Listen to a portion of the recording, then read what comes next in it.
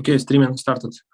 So I think we can, yeah, let's wait a bit for other listeners.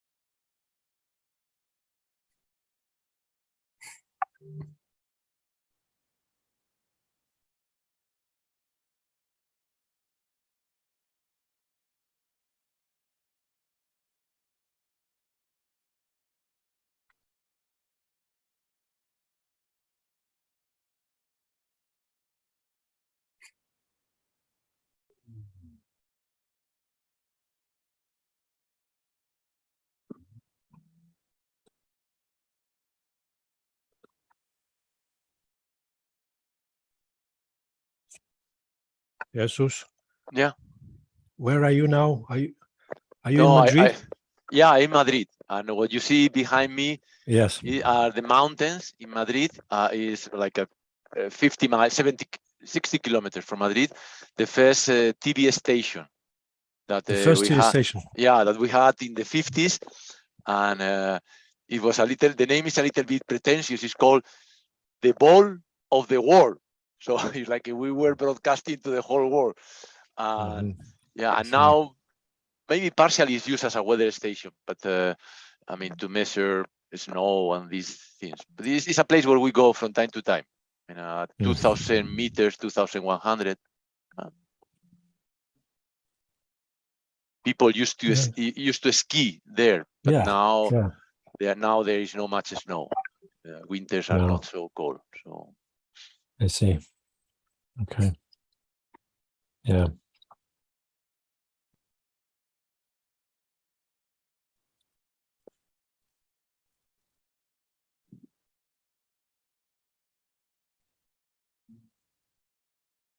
Let's wait a bit more because Rustam should join us. Okay. I mean, not problem at all. Well, there's the conference in St. Petersburg, right? So if the sessions are on, he might not be able to join. Anton, did he? He wrote about he will join us in 2 minutes.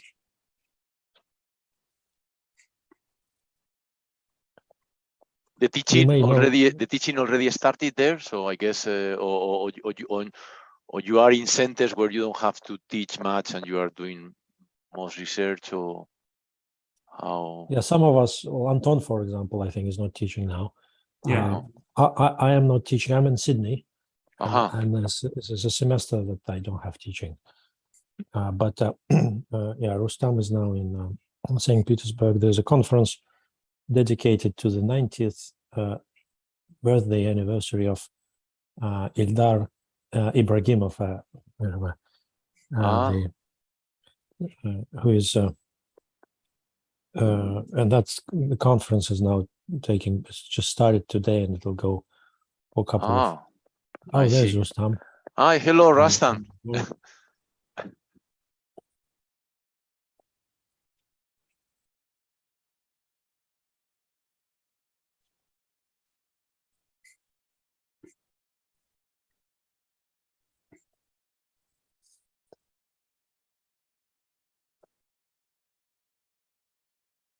Should we wait more, Artyom? I'm not sure. Up to you guys. I don't know. I think this is because the uncertain situation in Russia, so it may be difficult to join the seminars. And yeah, but we're broadcasting, right? So that people could watch it elsewhere. Yeah, up to you. Okay, let's wait 2-3 minutes maybe.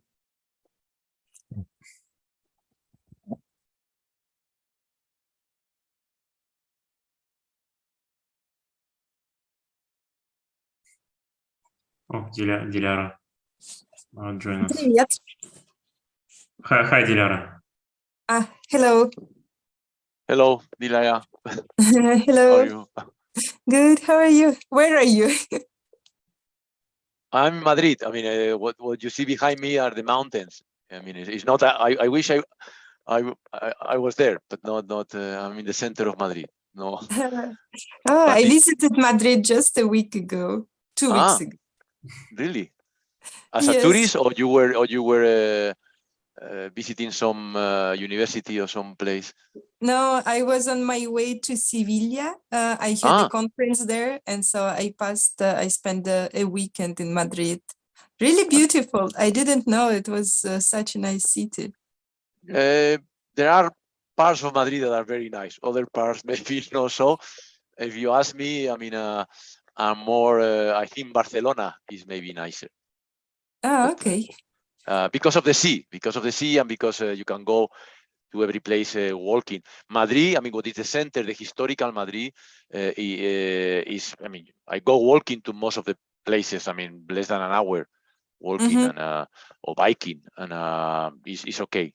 But Madrid, I mean, it's not Moscow, but Madrid is big now. It's almost, we are, what is the capital, 3 million, and what is the community, the region, 6 million. So for us, it's big. No. Yeah, no, it is big. Yeah, it's not maybe Seville. Yeah, you go walking to every place.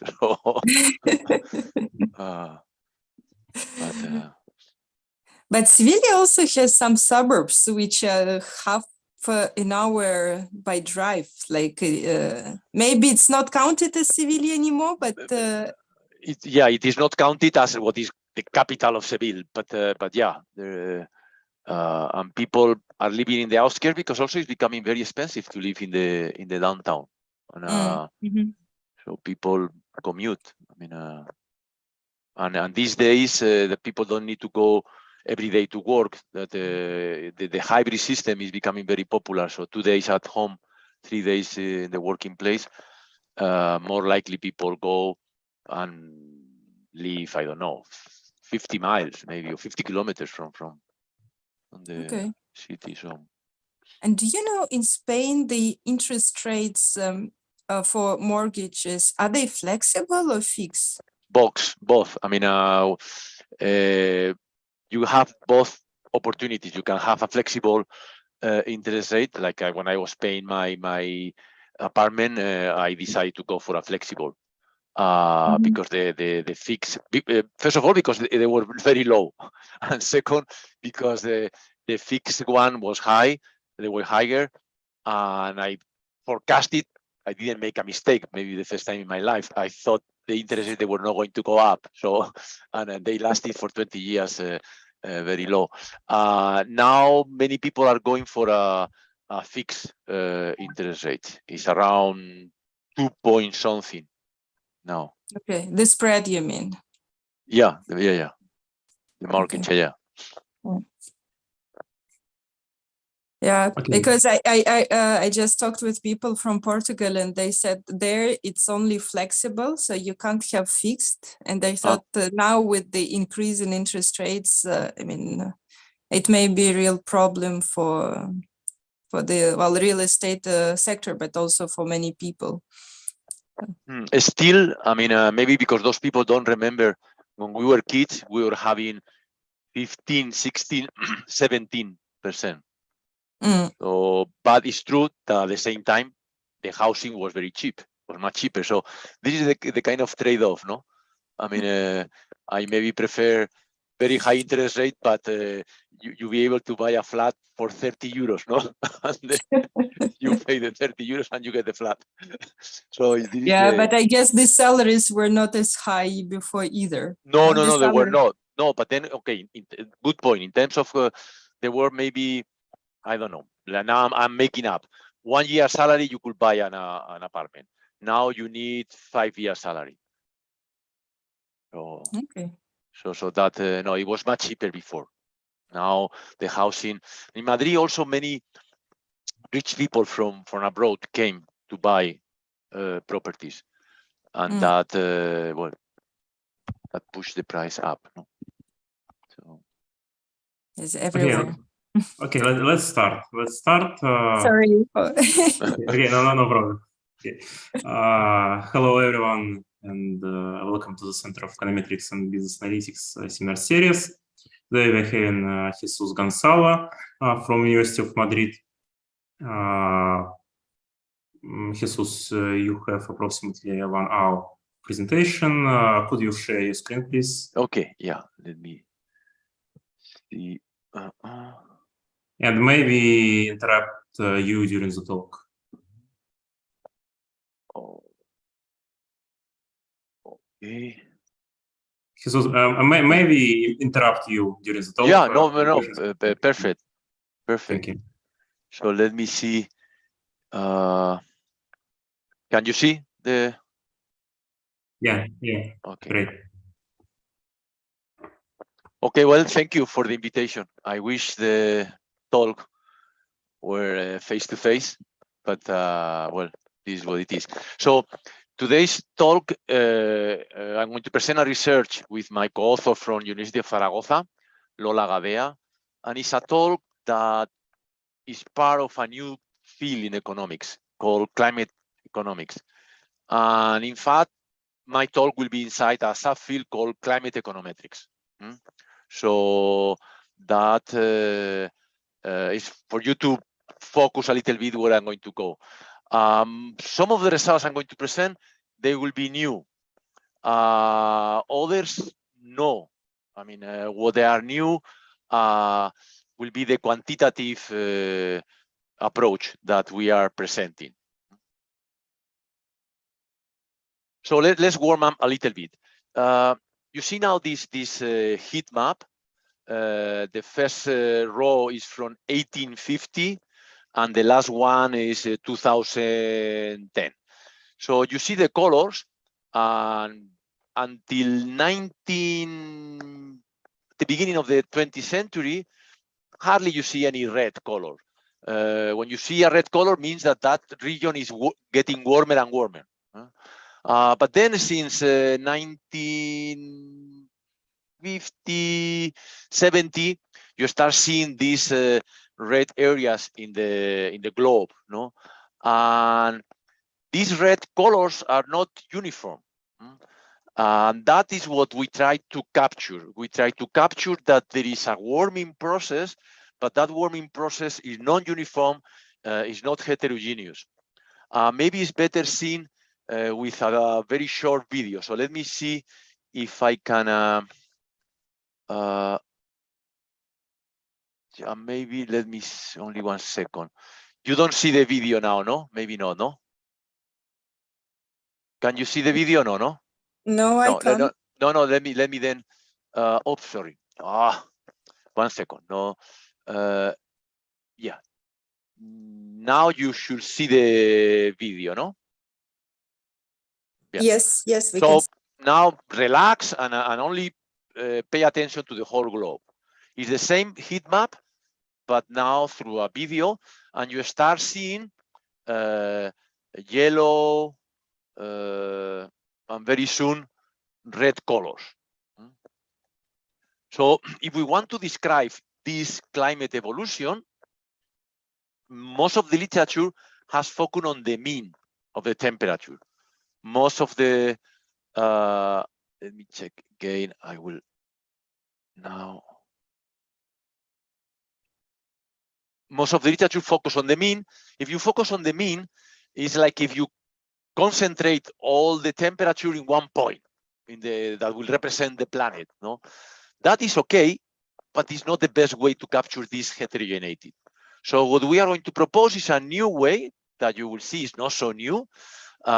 It's very easy to handle to characterize this heterogeneity. We are going to pay attention to the whole temperature distribution. So we are going to get a year, imagine the year 2000, we check all the stations, the temperature that year, and then we are going to follow them to through time. No, imagine, I don't know, we can maybe think that Artem is in the Caribbean. The Caribbean is the upper quantile of the distribution. Rustam is in Greenland, that represents the lower part of the distribution. The rest, Anton, Dilia, and Alexander, are in England, France, that represents the median. And I'm going to follow you. You are going to provide me with data every year. And I'm going to follow you, and then I'm going to study the dispersion, the evolution. I'm going to see if R10 is getting closer to Rustam or no, or the opposite. And that's basically what we do. And this is not new in economics. If you have been working or reading about income distribution literature, this is what they do. So when you compare incomes among countries, let's say the US and Denmark, maybe the US has income per capita higher than Denmark. This is the average is higher. But if you worry about inequality, the US is worse than Denmark. So you need to take you need to pay attention to the whole distribution of income in order to describe the income situation of a country. The same thing we plan to do with the temperatures, with the climate.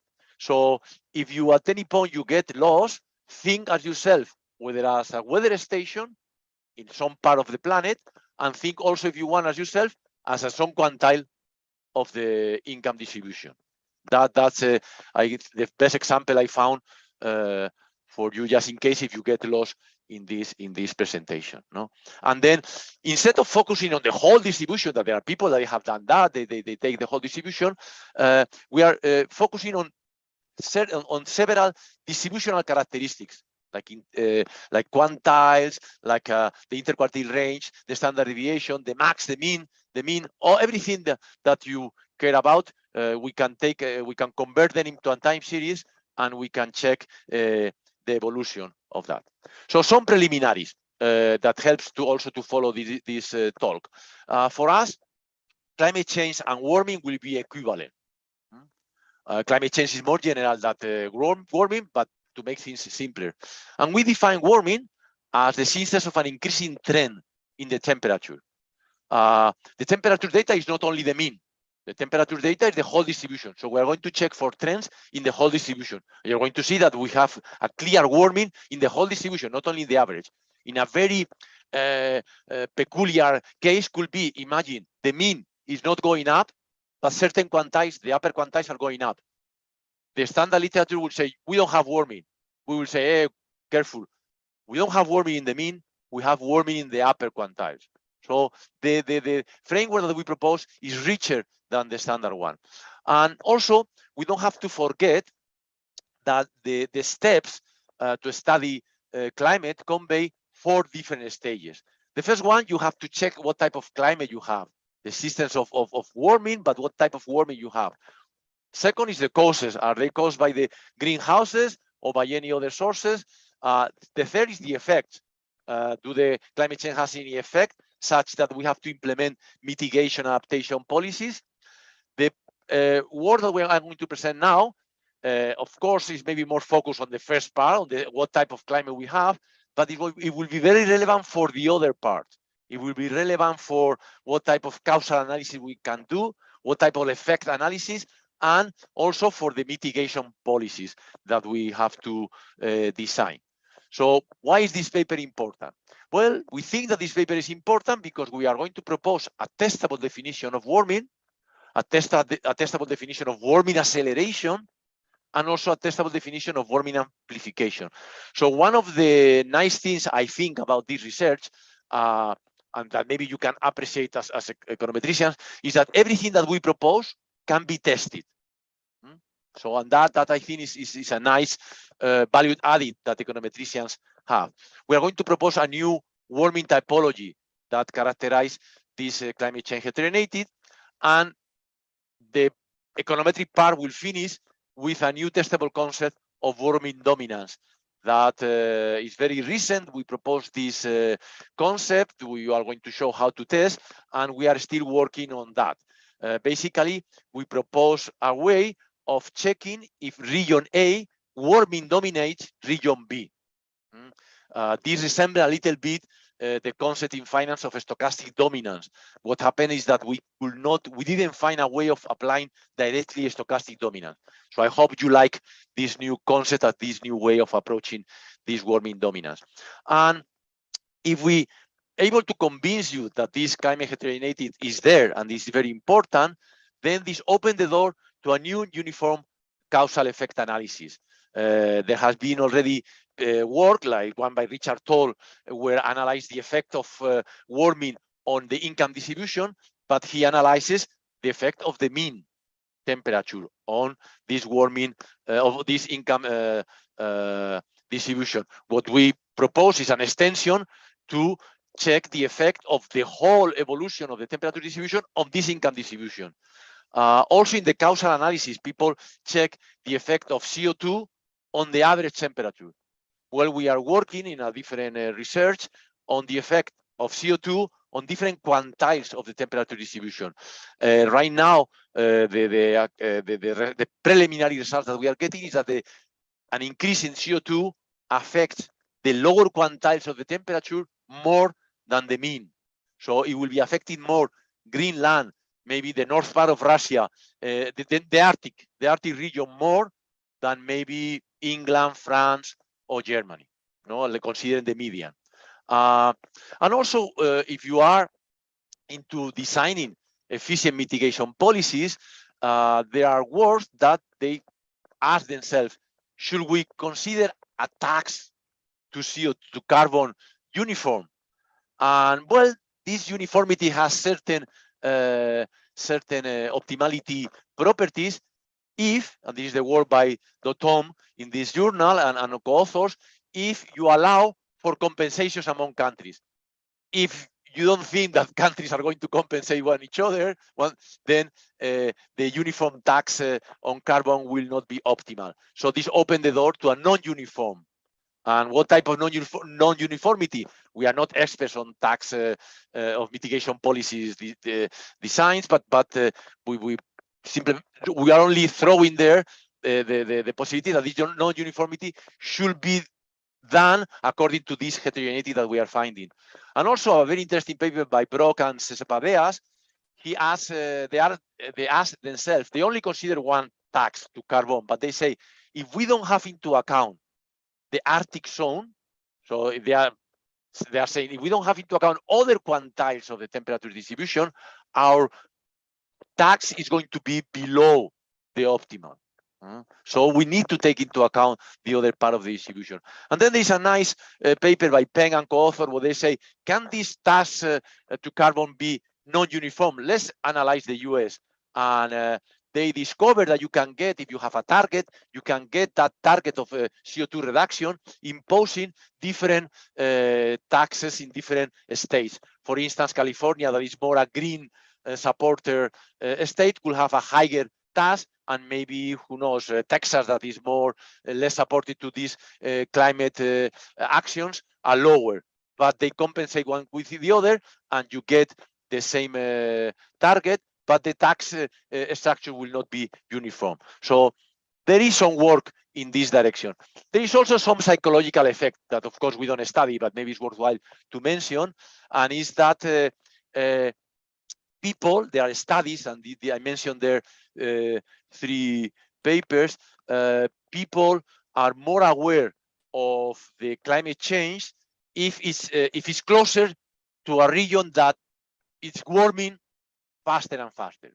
For instance, the last survey that I have read in Russia, Russia is not is suffering the warming effect, but maybe could consider themselves as a kind of a winner in this warming scenario. I think the last survey of 2017, I was reading the other day, 13% of the population versus 37% of the population worldwide. So it's true that countries that they don't suffer the warming so much, maybe are not so much aware. So with this warming dominance, maybe we can increase the awareness of people in this climate change dimension. You can ask why we are going to analyze Spain and the globe. but it could be Russia and the Gulf, could be Canada and the Gulf, could be the US. In fact, in another work that we are now working on, we are analyzing every region that you can have in mind, see if warming dominates the Gulf or no.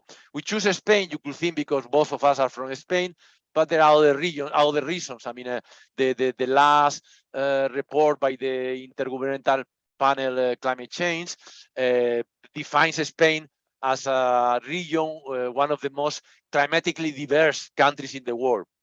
I don't know if this is true. I'm sure in Russia you have regions very, very different. But here is true. I mean, Dilayar maybe can say something. The south of Spain is very different from the north. Very, very different. The east very different from the west.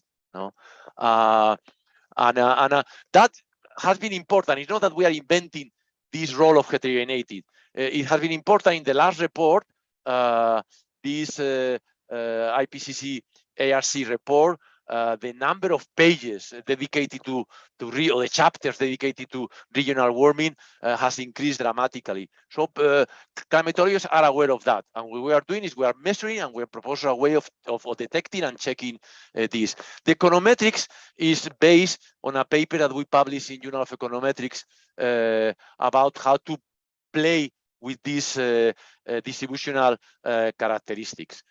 The results that we found, and then I will stop just in case anyone has a question. If not, I will continue, are the following.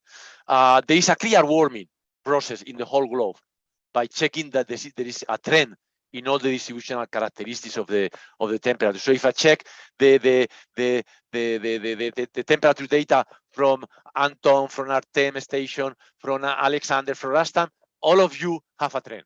All of you have a trend. But this trend evolved differently. For instance, in Spain, at the beginning, lower and upper quantiles, they were evolving in the same proportion. But then from the 50s, from the 70s until now, the upper quantiles in Spain have increased much more than the lower quantiles. So the upper Spain is warming, the higher temperature much more than the lower. When you consider the whole globe, it's just the opposite. The lower quantiles are increasing more on than the upper. This is maybe driven by the Arctic, and maybe you are aware of that because St. Petersburg is close to the Arctic region, is 59 latitude, and the Arctic region is defined around 60. That those temperatures have been increasing more than the upper temperature. No, and we consider when this is the case, we call this in the warming typology W22. So W22 is the lower increase more than the upper. W23 is the upper increase more than the lower. No, there is also a warming acceleration. So the warming is getting warmer and warmer. The trend is getting larger and larger in both parts, in Spain and in the globe. Very similar. And the amplification, that is a term that is measured. You increase the average. You increase the average temperature 1 degree. How much the quantiles increase? Well, it happens that in Spain, the amplification is in the upper part of the distribution, while in the globe is in the lower part of the distribution. An increase of 1 degree on average increase the temperature in the Arctic much more. Then we say, well, let's now check if Spain dominates the globe in the warming dimension, and Spain's warming dominates the globe, and we could do that with many other regions. So anytime I mention Spain, you could think it's Canada, Australia, Russia, whatever. No, I mean, no. So if you don't mind, Anton, I stop 1 second. If anyone wants to ask anything, feel free. This was a question. So this is warming domination, but you mentioned that lower quantiles for the globe have a trend at increasing as well. So is there conceptually a difference? Why do you call this a warming domination? I mean, clearly, if Spain is having an increased upper quantiles, but the globe generally has the lower that suggests that there's somewhere where the lower quantile Yeah, okay, that is good point. raising as far as the upper quantile, right? So then, Yeah, I guess semantics. What do you mean by no, good point. Yeah. It could be, our concept could be partial warming dominance. So it could be that Spain dominates in the upper part and the globe in the lower. That could happen. And in fact, this is what is happening in the quantile 5. So in the lower part of the distribution, the globe dominates Spain. In the rest of the distribution, they are whether equivalent or in the upper, Spain dominates. The fact that you dominate, it doesn't mean that in the globe, the lower temperatures are increasing more than the ones in Spain. What it happens is that in Spain, the upper are increasing more than the lower. But it could be the case that the lowest in Spain still increase more than in the globe. That could happen. That could happen, and you will see. But yeah, this concept opens many doors. It could be partial dominance, something that we don't have in stochastic dominance. Stochastic dominance is too restrict for us.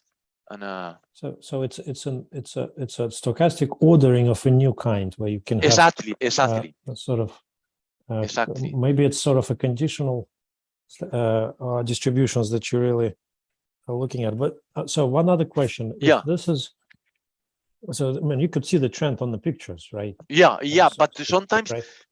I'm going to show you some plots. You don't see so much because the trends are not huge. So it's 2 degrees in 100 years, maybe.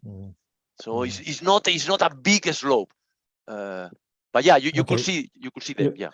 But then so the distribution is really what's the I here is what, a weather station in a specific country.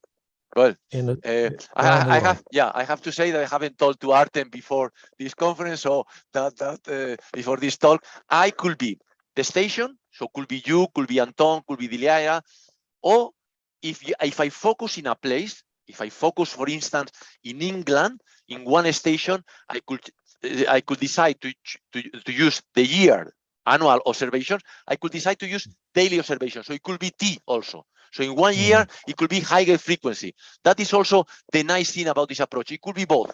So could be I could be stations, or also could be T. Yeah, I see. Okay. And then I'm going to wave a little bit my hand. I'm going to assume that you can always estimate the density or the distribution consistently. That there is certain local stationarity or something like that. Not that. Okay. Okay. Then no more questions. I continue. Please interrupt me. I will stop, or I will stop every 5-10 minutes. So now let's check a little bit the econometric methodology. The econometric methodology is based on functional analysis, but basically to make things simple, let's remember how do we teach a stochastic process in a time series course. We have this capital omega, the sample space. We have a little omega. Then a stochastic process is a sequence of random variables, and a time series is you have this little omega, you choose a little omega, and you run, and you let T to run, and you get a time series, a path. Well, here is similar. You choose omega, but instead of having this path, what you have is a path of functional distributions. You are going to see now in the plot what you see. In fact, maybe the best thing is to see that. This is what we are going to get. So a little omega that represents the state of the nature. Then you are going to see this path of distribution from 1950 to 2010. We could play with the whole distribution, but when we do that, we don't get clear results. So remember, we are jumping from the average to something richer. So we decide to play with or to analyze distributional characteristics of this distribution, like quantiles, like dispersion measures, like the mean, like the max. No? And then in some sense, if you do that, what you are going to do is these functions you have from little omega, you are going to a space of functions, then these functions you get back into R because you are going to get a characteristic that could be a quantile. So this table is the best way I found, or we found, to summarize everything. So we are going to have T is going to be years. So let's say that we have 100 years. And then now this 1, 0, 1, and to n, it could be stations, as Artem was suggesting, or it could be time. And then you have the first year, you have 300 stations, or 2,000 stations. You estimate the distribution, and you get the characteristic that you are interested in. It could be the average. It could be a quantile, it could be the interquartile range, whatever you want. If this is time, because maybe these are days in 1 year, you can do the same thing. And you do this the first year, the second, the third, and so on. And you are going to check the evolution of those characteristics as you check the evolutions of the average. As people in the income distribution, they check the evolution of the richest in a country, the 1%, or the 2%, or the 10%, or the 5%, or the poorest. No, so that's we are going to do the same thing. There is certain, well, you need certain setup, and here is some literature about that. When n is time, you have these papers. When n is cross sections, you have also papers written by other people, and we inherit the results from these people. In that we are not, we don't innovate anything.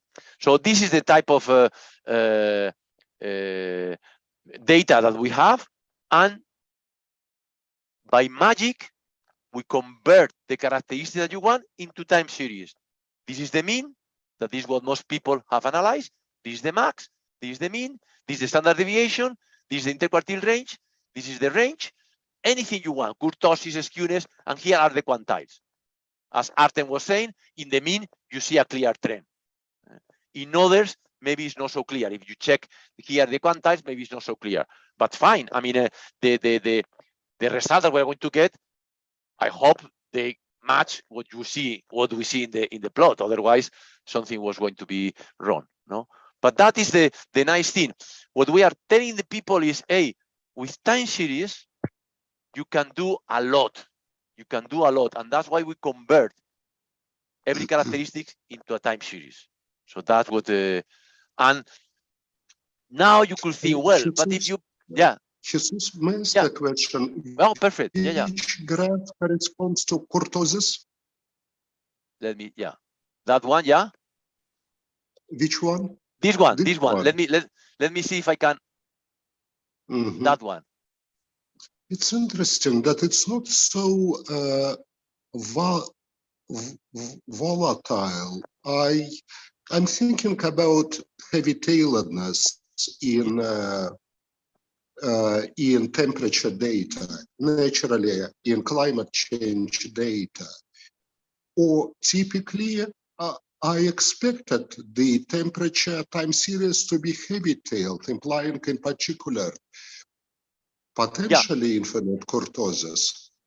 That I have to say, two things. First, we have not analyzed kurtosis carefully yet, because I mean, we already have other things to propose before that.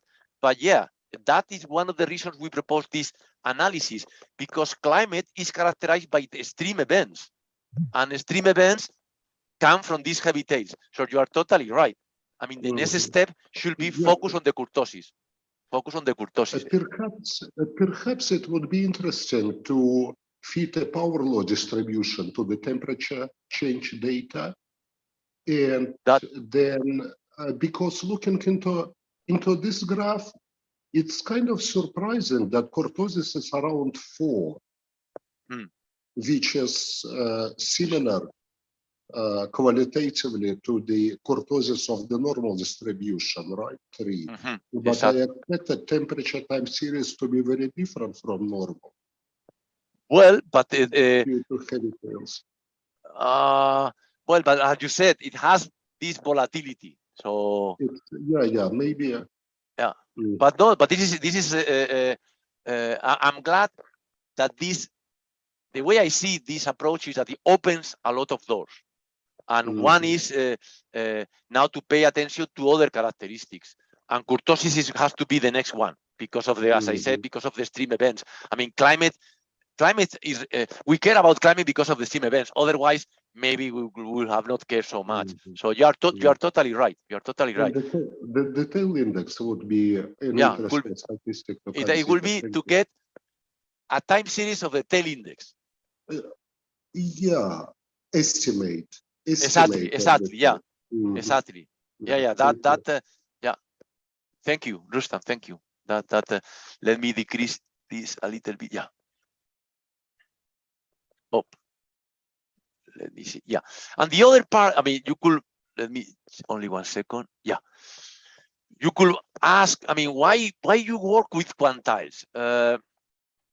Well, I mean, because quantiles characterize the distribution, no? Maybe more than moments, no? But also, there is one thing, I mean, you may ask, but maybe you could introduce some spatial dimension. Maybe you could introduce latitude. Maybe it's true. I mean, I'm not saying that this approach is the only one. No, this is one approach. I mean, you can introduce spatial characteristics if you want.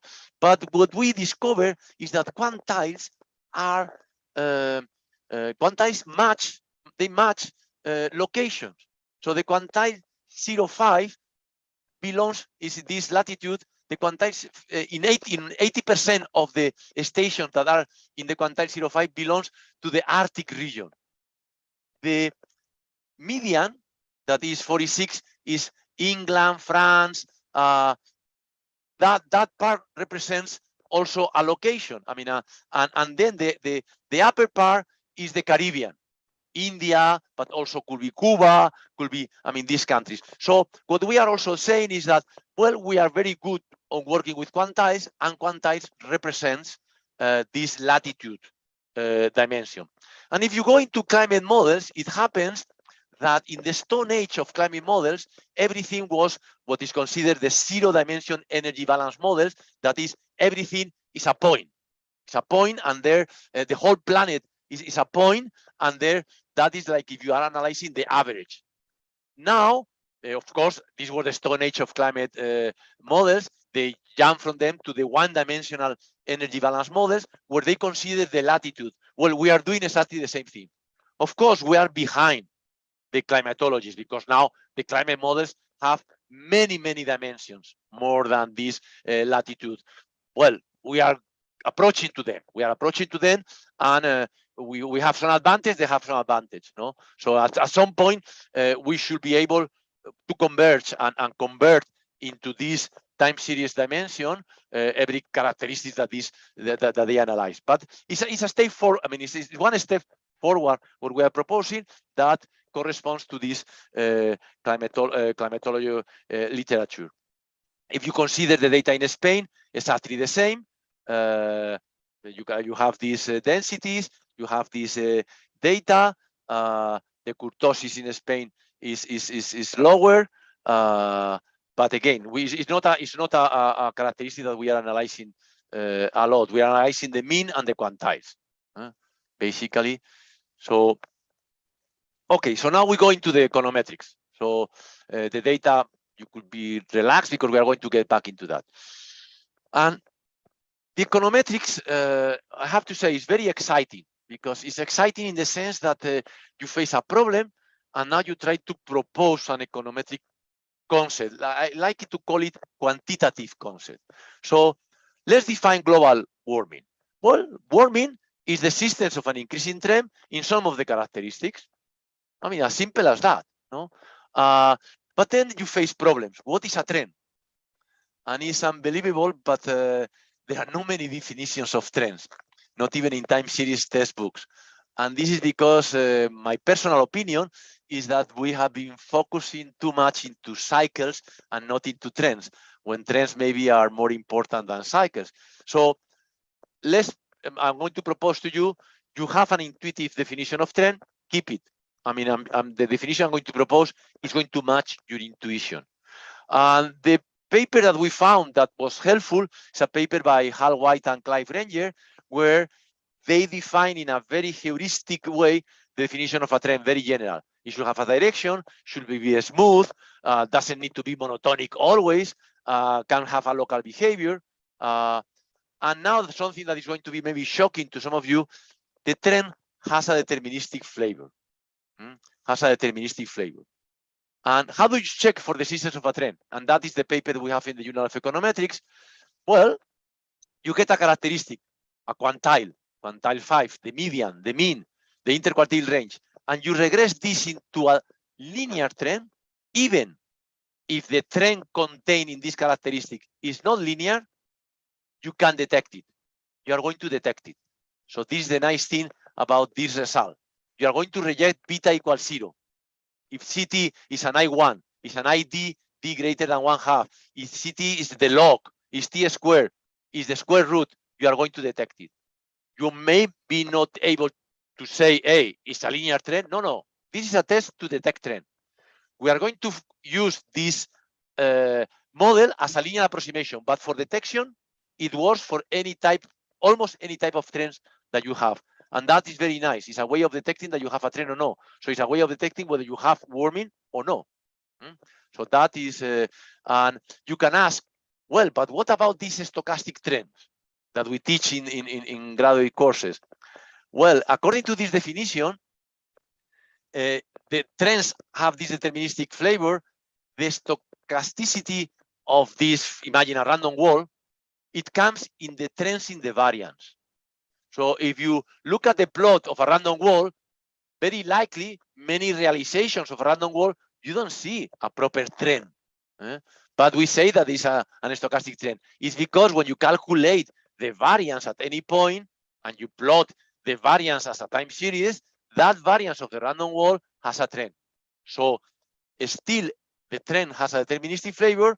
If you care about the stochastic trend, this will be manifested in the trends in the variance.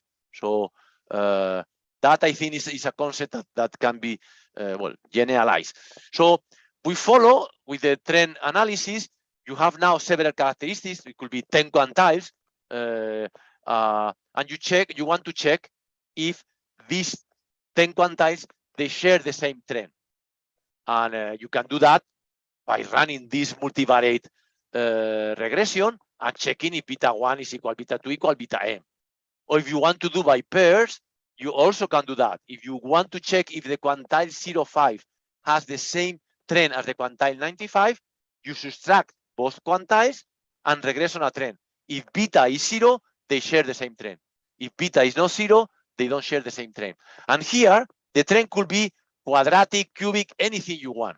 So this is more general than what it looks like. And this is going to help in the warming topology that I'm going to propose in a second. This warming topology, it says the following: check the trend evolution of the different quantiles. If there is not any trend, then there is no warming. We call this W2 0. If all the quantiles share the same trend, then W1. If the lower, the trend is larger than the upper, is W2. And if the upper is larger than the lower, is W3. This is a new typology that we think is complementary to the standard typology that comes from the beginning of the 20th century by Köppen, that they decide that Spain is a Mediterranean climate, another region is a template climate. I mean, these type of definitions that are very static. Our definition is more dynamic, but our definition, yeah.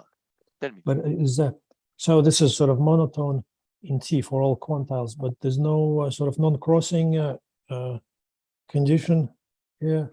No, not in this paper yet. It could be, and that is again extensions that we are doing.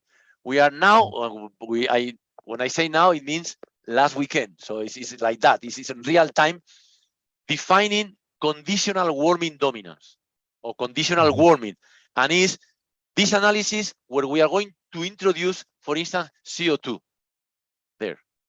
But that is still anything I say, it could be true or could not be true, because this is still working. Here, there is not any cause. No, this is unconditional. It's, all the quantiles here are unconditional quantiles. So there is not any cause yet. What we think is that this opens the door for the next research on causality, that people should take into account these distributions, not only the average. because the causality could be different. So maybe an increase in CO2 affect the upper quantile less than the lower quantiles. But we don't know this yet. So crossing is not it needs to, non-crossing does not need to be imposed in any of this. So quantiles, in principle, if betas, one is positive, one is negative, one is growing, the other, but the ranking should be, so there is potential for crossing.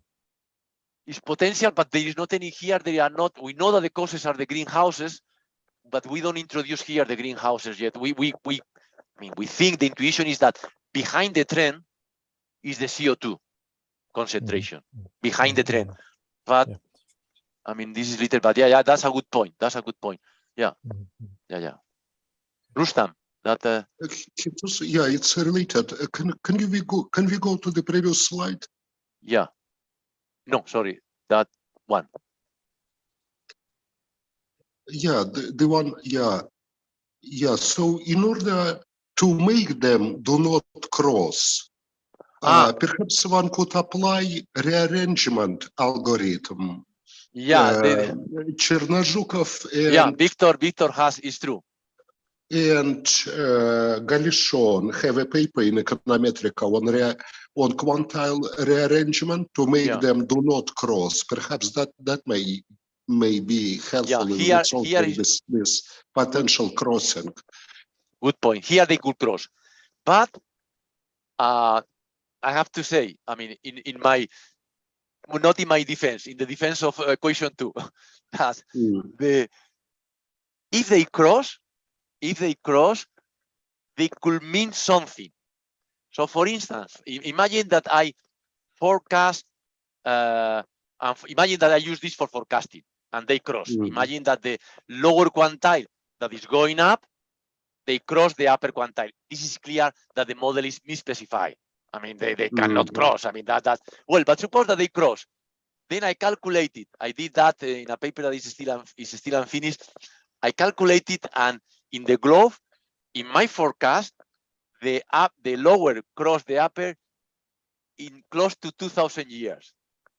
In 2,000 years, this could be maybe that we are going to get, I don't know, we are going to disappear. No, I will not take it like that. What I will say is that the crossing has some information. The crossing is saying that we are getting into a situation where the heterogeneity is maybe disappearing, that we are getting warmer, but the whole planet is getting warmer. But in this is a case where crossing has an information, but you are right. Question 2 should be, I mean, the next step should be estimated with this rearrangement that Victor proposed in order to avoid that. Yeah, that good point. Yeah, thank you. Yeah, thank you, Rustam. Yeah. As you see, I mean, time series. I open a parenthesis, very short one. There was a time where time series was kind of in a very high crisis, no? That it was not considered maybe too seriously. Now, what I want is to push for time series analysis. I mean, to push that a lot of things can be done with time series, and that is one example. I close the parenthesis. So then with this warming, based on unconditional quantiles, the intensity is not in this typology. So that's why we need to check warming acceleration and warming amplification, and to finish at the end of this economic methodology with the warming dominance. So let's go for warming acceleration. Warming acceleration basically is to check in if there is a structural break. And then in recent times, the slope is larger. Here we do it in a different way. But basically it's the same. So I will not, here we check the trend from 1950 until now, and we check the trend from 1970 until now. If from 1970 until now is larger, we say that there is acceleration, and this can be checked. But this basically, you can do this with any change point tool, and you will get the same result. We use this approach because we thought that matches perfectly the narrative of climatologists, but no, there is nothing obscure in this definition. And also the amplification is another regression of your characteristic on the mean of your region, that will be called inner amplification, or on the mean of the planet, that will be considered outer amplification.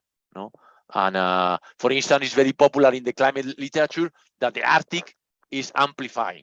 It's suffering this amplification. So an increase in 1 degree in the average of the global temperature increase the lower quantile that represents the Arctic region much more than 1 unit. And we are going to see with our analysis that the amplification is not only in the Arctic.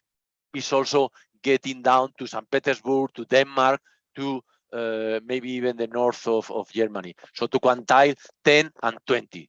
So the amplification is more serious than what people think. And this is the concept that we are now also working in more detail of warming dominance. So you have the quantiles. So imagine a given quantile, the fifth quantile. So the lower part of the distribution of region A. You take the difference and you regress on a trend. If beta is positive, then we say that region A dominates in the quantile 5 region B.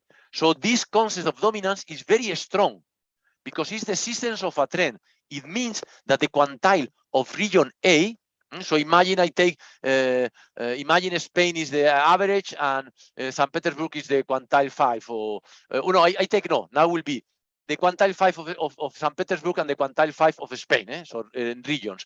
Then if the quantile 5 of St. Petersburg is steeper and steeper and steeper than the quantile 5 temperature of Spain, then St. Petersburg dominates Spain. This is what I'm saying, and dominates in a very strong way because it's the existence of a trend. If it's 0, then we are equal. No, it's important to notice that alpha in this definition doesn't play a role. So it doesn't mean you can dominate and you even be very cold. So the Arctic dominates the globe or dominates Spain, but the Arctic is colder than Spain. And here the concept is the trend, how the warming is. So because climate, we consider that climate is a long-term issue, then what we are saying is that in the long run, the Arctic, maybe if this is true, if beta is positive, will reach Spain. Maybe it's in 1,000 years, but well, there could be some other definitions of warming dominance.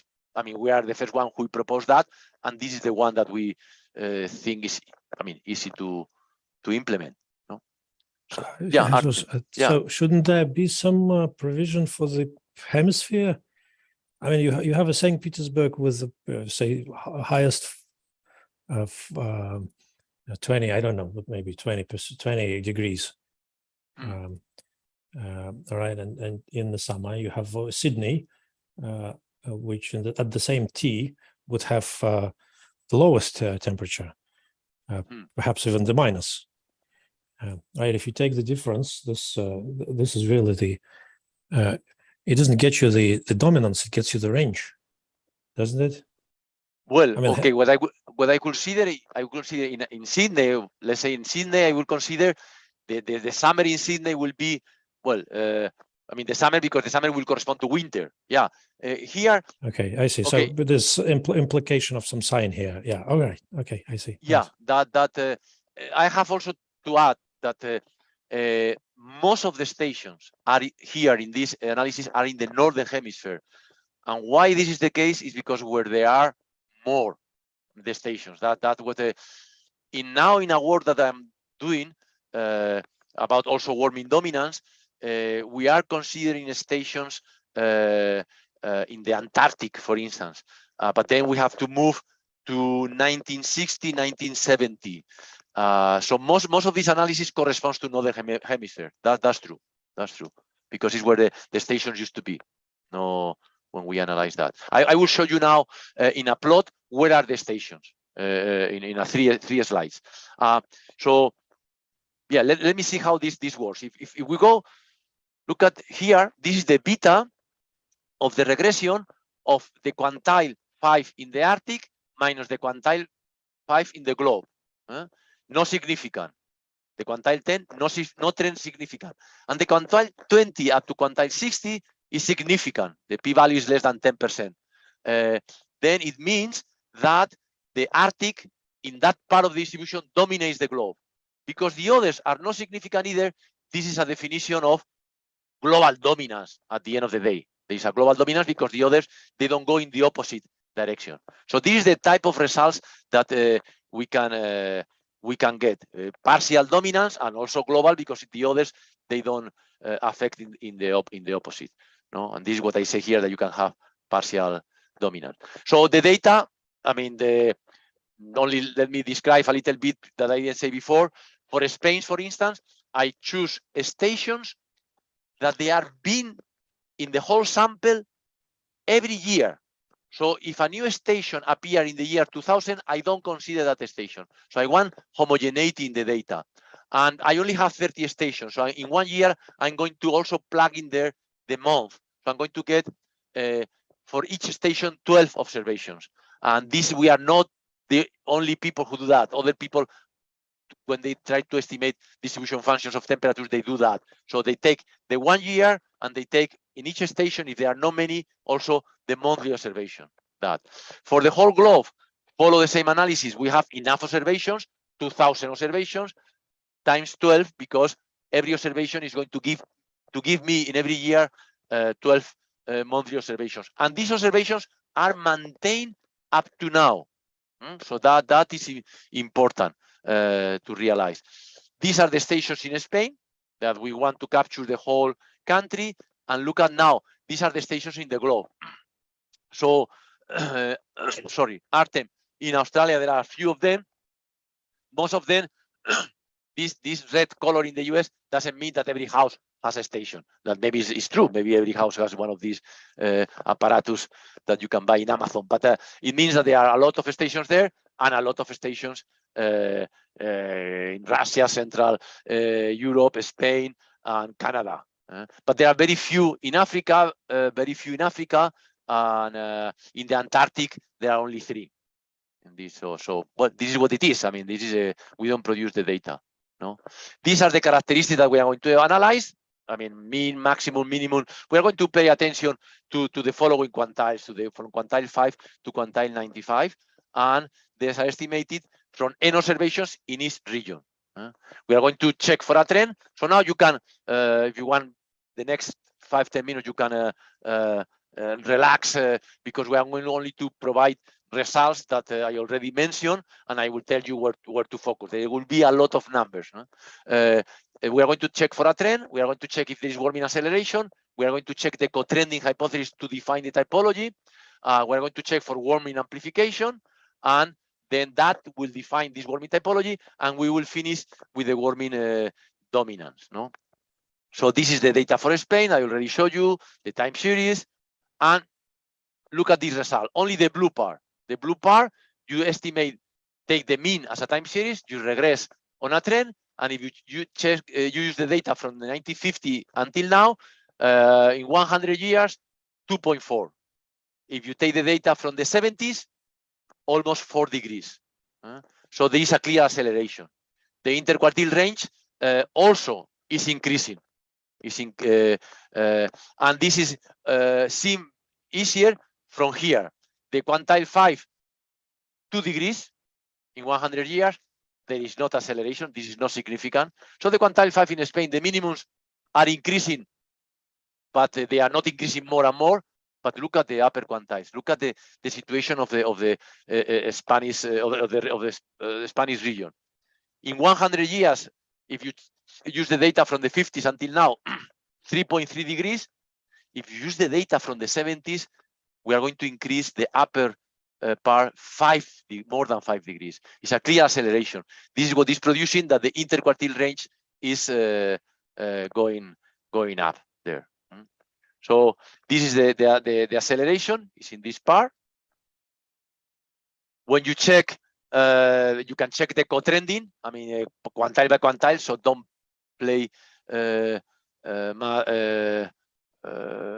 mean, don't pay much attention.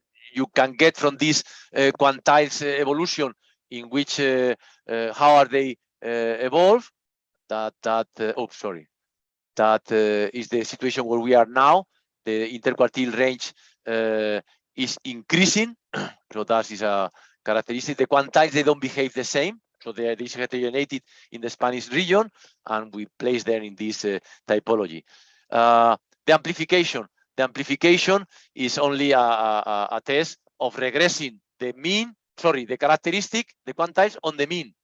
You choose from the 50s, you get amplification in the upper part. From the 70s, you also get amplification from the upper part, and this upper part is getting up to the quantile. Here there is a mistake. It should be until the quantile 70 because this is significant. So anything that you get greater than 1, so you are regressing any quantile on the mean. If beta is greater than 1, you get amplification there.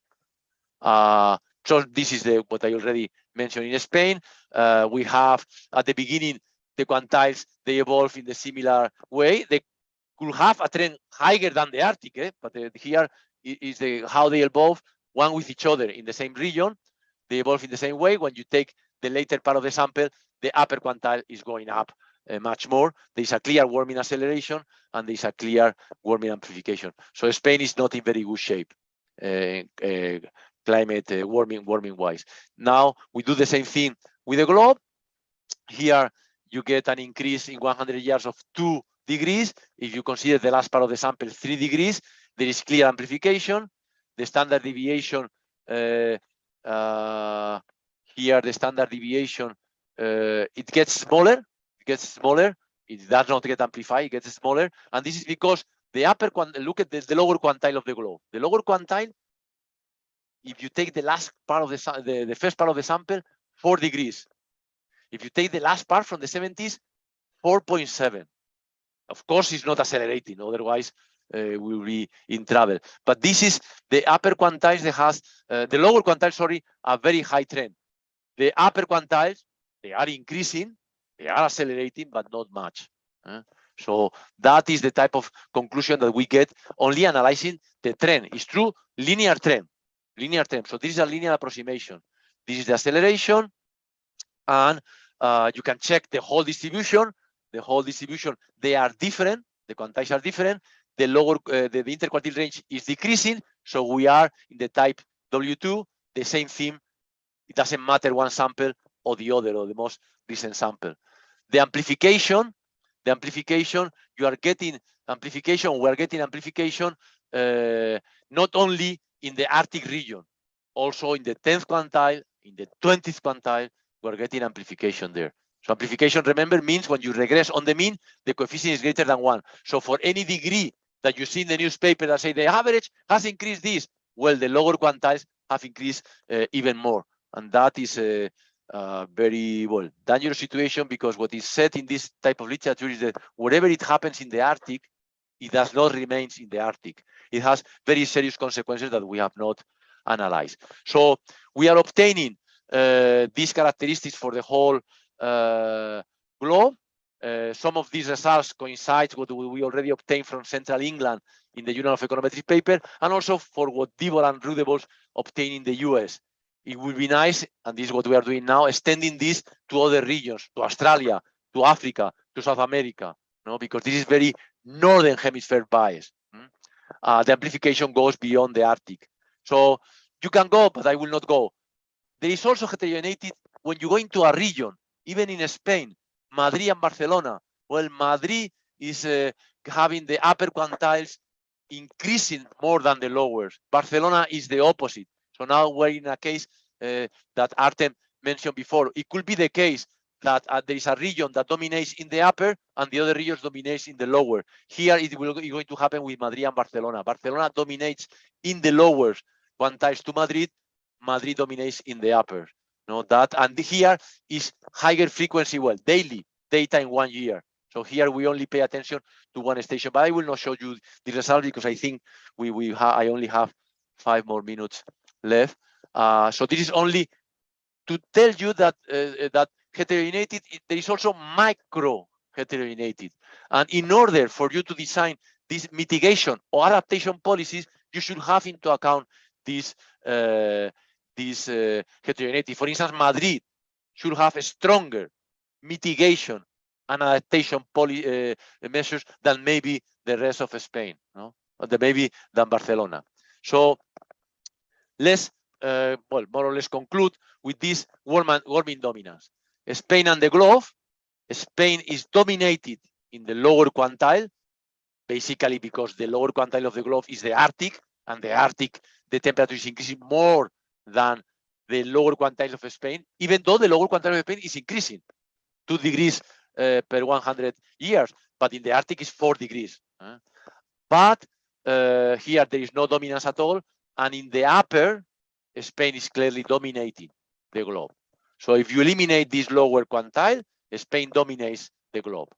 And what about Madrid and Barcelona? That it could be St. Petersburg and Moscow, no? 2 regions. Then when you get negative, it means that Barcelona, the one that is in the right-hand side, dominates the first one. So Barcelona dominates up to quantile 40, but Madrid dominates from quantile 80 up to quantile 95. You can see this in, it's very nice to see this plot. This is the trend. This is very interesting because you have 2 quantiles. Look at this, quantiles 5 of Spain, quantile 5 of the globe, that is the Arctic region. And this difference has a clear trend, So the quantile, a negative trend.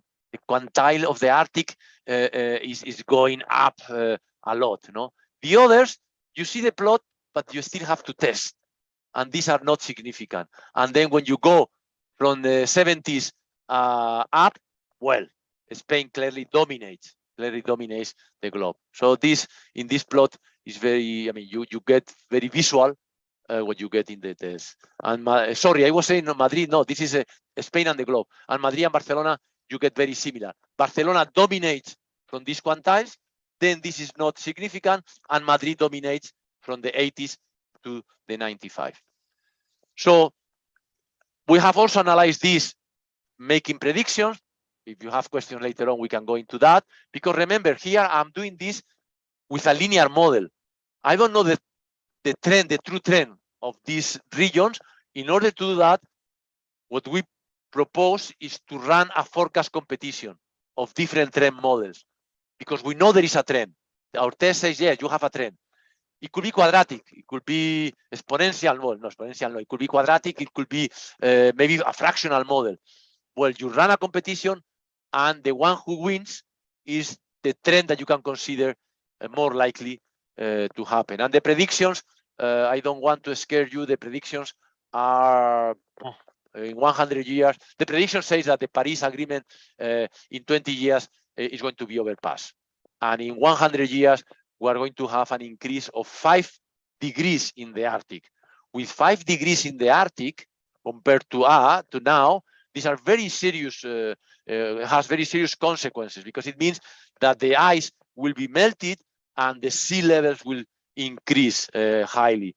And 5 degrees, if you told to the paleoclimatologists, to the people who study the history of climate, higher 5 degrees more, then there used to be alligators in the Arctic, in Greenland. So this is not, I mean, this becomes, it may have very serious consequences. But let me conclude, summarizing. We propose here, as you see, a very low-cost quantitative methodology. All the proposal can be easily tested. No, this is, I think, the strength of econometrics or any quantitative analysis. There is a clear local and global warming, and not only on the average. There is a clear climate heterogeneity that goes beyond the mean. And this climate heterogeneity is described by this warming typology that is measured by the warming dominance.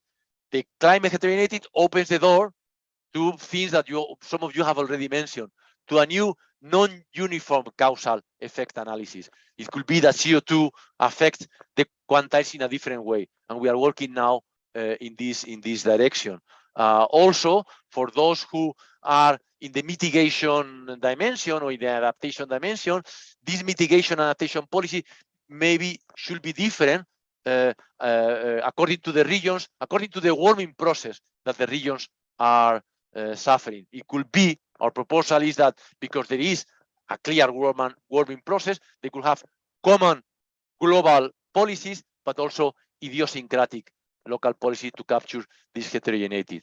And I will finish with this cartoon that, of course, I don't want to be sued by the author. This I wrote this So the others are part of the cartoon, but I wrote the other part. Every place in the globe has this a polar bear like this one that says, what more must I do to convince you to pay attention to the whole distribution and not only the mean? So climate is not what it used to be. Stay tuned for more results to come in the future. So thanks to all of you for the questions, and open to any questions that I will try to see. Yeah, Artem, yeah. This is not a question, Jesus, it's the applause. Ah, okay. Well, thank you. Thank you, Artem. And I hope the next results I will be able to present maybe there face to face.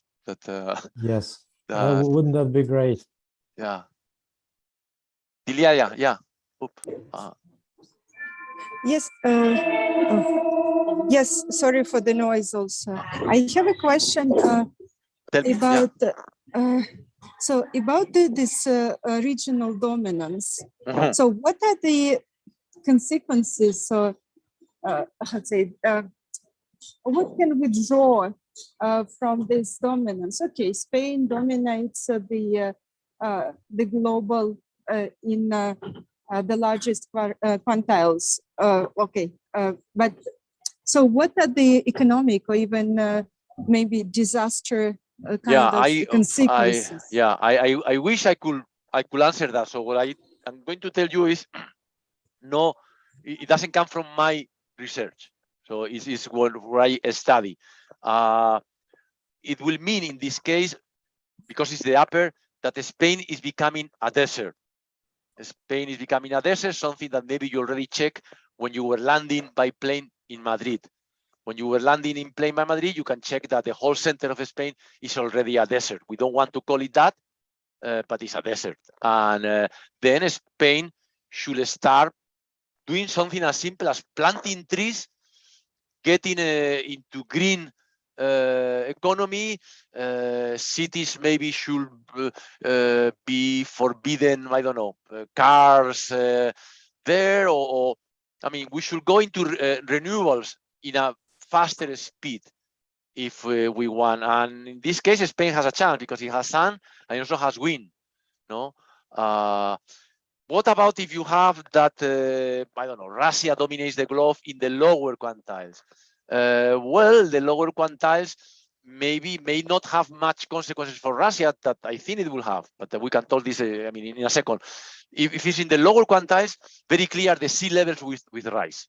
And the sea level rises, it has consequences for, let's say, New York, Shanghai, Holland.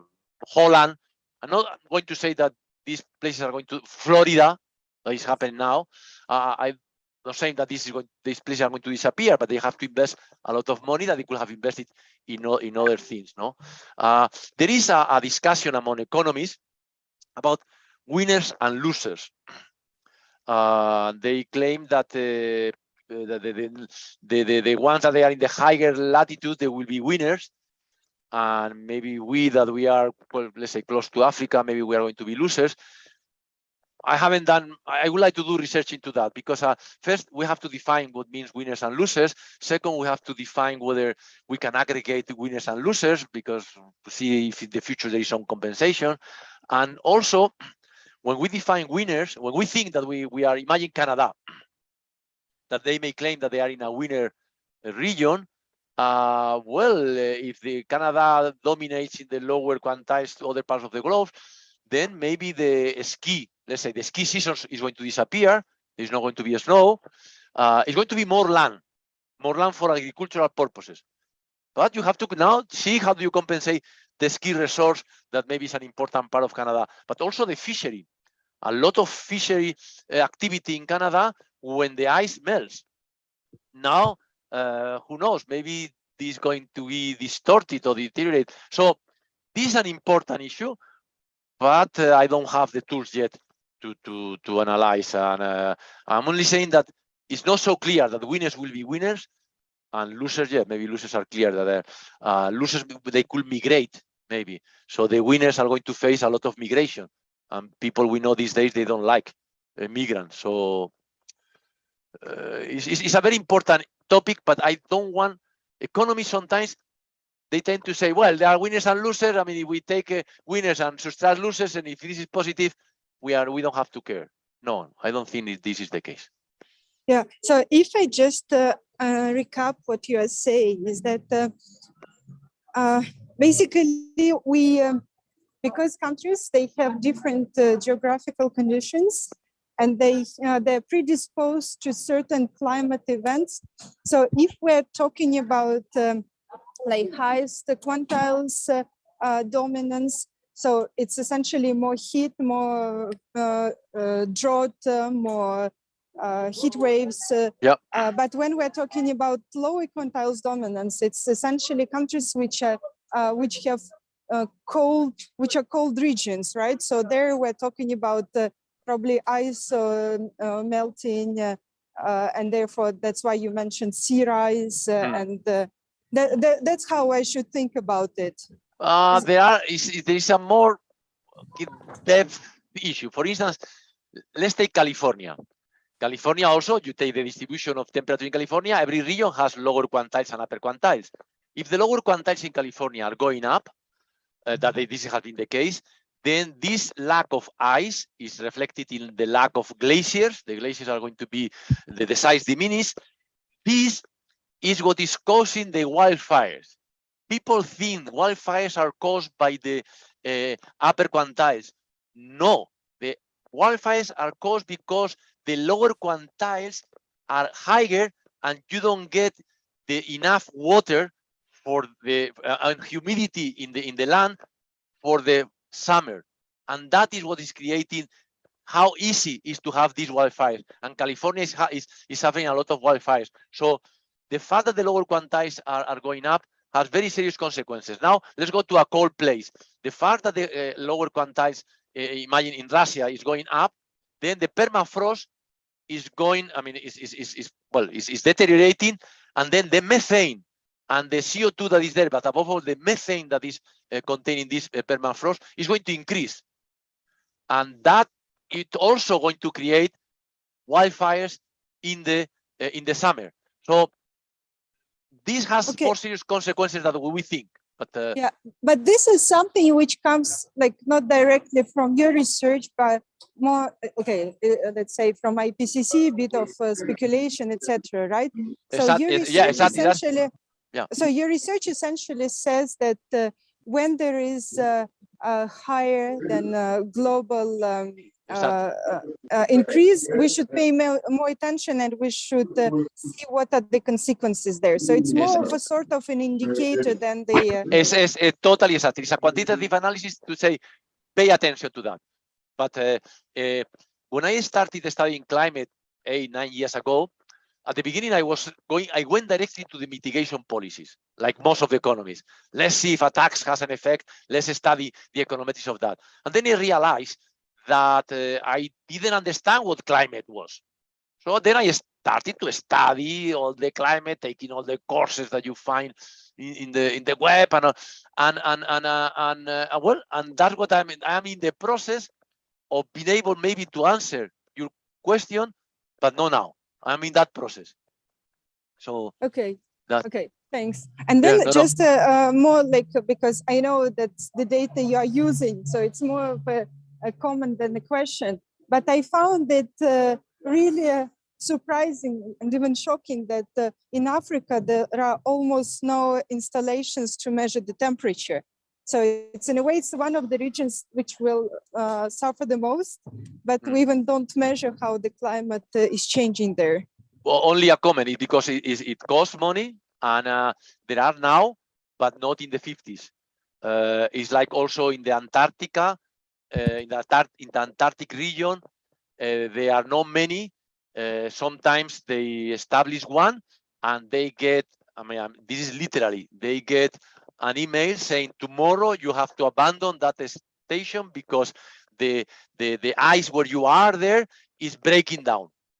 So you have to abandon, and then if it's automatic, they will get data. If not, they don't have the data. So it's an expensive process, but in Africa now there are. So we are getting now, we are analyzing recent data, and we have stations. Yeah. Okay. Sure. And also, why do you split 90-50, 90-70? So why well, 70? that I did it. I did it in the 80s, in the 90s. That was because in the climate literature, there is this idea that from the 70s on, the climate got deteriorated or we will go warm and warm. But we got similar result. We could have done 50s until now, 80s until now. We in fact we did it every 10 years. And that was another question. Do you see, like, can you make it some sort of chart that you do it every 10 years and you show the acceleration curve with every 10 years? Will it be? That could be, yeah. That could be, yeah. Yeah. Because there's sometimes I feel that there are too many numbers. Yeah. Yeah, I think it would be really very illustrative and even like, especially if you have some sort of, maybe you're not going to get the exponential curve, but some sort of increasing curve with every 10 years. That I hope no. Yeah. But okay. Otherwise, acceleration. Yeah, that's a good point. Thank you, Lilia. Thank you very much. Very interesting presentation. Rustam, you have questions? Yeah. No. Well, if Rustam doesn't have a question, I have you mentioned, since you talked about paleology, but the data that you're using is relatively short lived, right? I mean, it's in this large span of grand scheme of things. What you might hear from the climate skeptics is that this is a part of a larger non-linear trend, which is a fluctuation, a circular, a cyclic trend. That's true. Right. So I guess what would be the response to that? I mean, of course, you're making the point, and that's a very well justified point, but only within the data. Yeah, that actually shows the trend. You're making the point that this trend could be, broken down into sections and such. But, and to answer that, because I got that question. I mean, what I did is I analyzed the data from the last 800,000 years, data from ice cores in Vostok, in the Antarctic. It is an Antarctic station there, and they get these cubes, and then depending on the amount of an isotope of CO and oxygen, they can check whether it has been more warm or no. Well, I checked there. I have this. I mean, I already analyzed this data, and if you analyze the last 800,000, you get a negative trend. There are cycles, but you get a negative trend. The last 400,000, also negative trend. And you start getting a positive trend the last 13,000 years. That is when the agriculture was introduced. That is where the human activity started. But of course, trends very, very, very tiny. So maybe you get 1 degree increase in 1 million years. Things like that. So what do I get from that? I get that, yeah, we have a trend in the last 13,000 years, very tiny compared with the trend that we are having now. So what we are having now, even if it belongs to a cycle, a very longer cycle, the numbers, the acceleration has not been seen before. And when you ask to the historians of climate, they tell you one thing that I didn't realize. They tell us, hey, a glacial period compared to a normal period, the difference in degrees are only 4 or 5. So we don't have to think that they are 10, 20 degrees. No. If the Arctic has an average, imagine, of -3 and now goes to 2, 3 degrees, well, that has not been, has been seen before. Yeah, has been seen. They say 50 million years ago. 50 million years ago, there was, but again, I mean, that data, who knows? I have to, when I use this data, I have to interpolate a lot because they only have very few proxies and this. So my answer will be, in the data I have analyzed from the pilot climate, I have not seen these trends. I have been able to capture trends, but not as high as this one.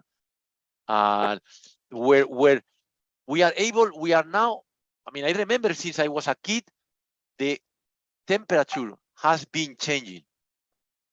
And that is, usually we are not able to see these huge cycles, things in our lives, and we are seeing that. So winters. I'm not disputing the fact. I'm just interested in what happens if there's a non-linear trend that's it could more be grand. It could be. What I'm saying is that analyzing the data, the longest span of data I have, that is this 800,000, I haven't seen these trends. I have seen negative trends. I put there's a link to a paper by a colleague of mine here in Sydney in Nature that looks at some circular trends in the recent temperature data. Might be of use for you. Yep. One other question that I had was so this is dominance here is used really for the point estimates, which is different from the dominance that we usually think about when we compare distributions, right? Which would be an integrated version of what you calculate, right? But I wonder, ultimately you have something of a kind of a sort of mean preserving spread, right? So the tails get fatter. Yeah. And then the question is whether there's a more common statistical notion that could be equivalently used to reflect the same observation, right? I mean, there are all these different. I mean, there could be measures, right? And I tried, and I was not able. I mean, the first thing I was checking. In fact, I don't know, several years ago, I wrote a paper on stochastic dominance, and so I tried to see, and I was not able. And I have to say, I mean, why maybe I didn't pursue. Here, we are comparing many distributions.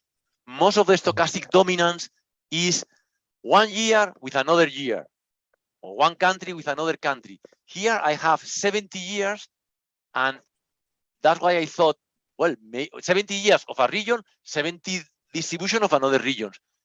They say, well, how can I compare that? I cannot compare this year by year. So let's check the quantiles, and let's check if something strong is happening. And that's why I regress on a trend. So whenever I found dominance, it's because there is dominance. I mean, it's very strong.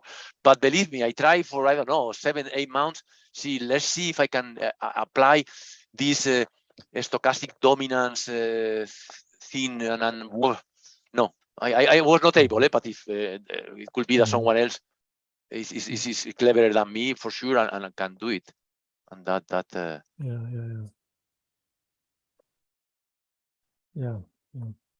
So I'm just wondering if there's if you calculate a Gini coefficient or some more similar type of measure of difference. That could. That could be. And the Gini again as a time series, because one of the things I want to sell, I want to say, no, not to sell.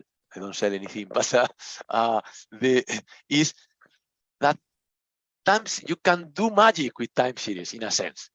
I mean, time series is a factor that we have to pay attention. I mean, I mean, I don't know. Is it maybe only like a joke? You go to the doctor and the doctors tell you, well, time will cure this. I mean, don't worry. I mean, with time, no? Well, time is an important issue, no? And the other thing, time, when it's so robust, because when you find a trend, it's because you have a trend. I mean, that is one of the things I like it. It could be, as you mentioned, maybe part of a very long non-linear cycle. That it could be. But when you find a trend, you have a trend. So that is what I like of this. So I'm not lying. I mean, I'm saying, hey, I have a trend. No, and I think, well, I mean, time series people, we have been looking down for many years, and now we have to say, hey, we can say something, no?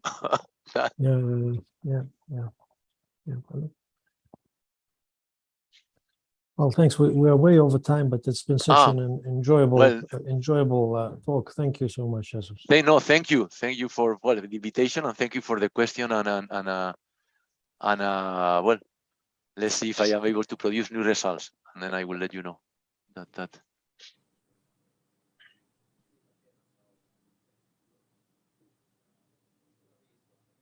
Yeah, thank you. Okay, Thank then, you. so yeah, we will make this recording later available, I think, and yeah, I will stop now streaming and recording. Okay.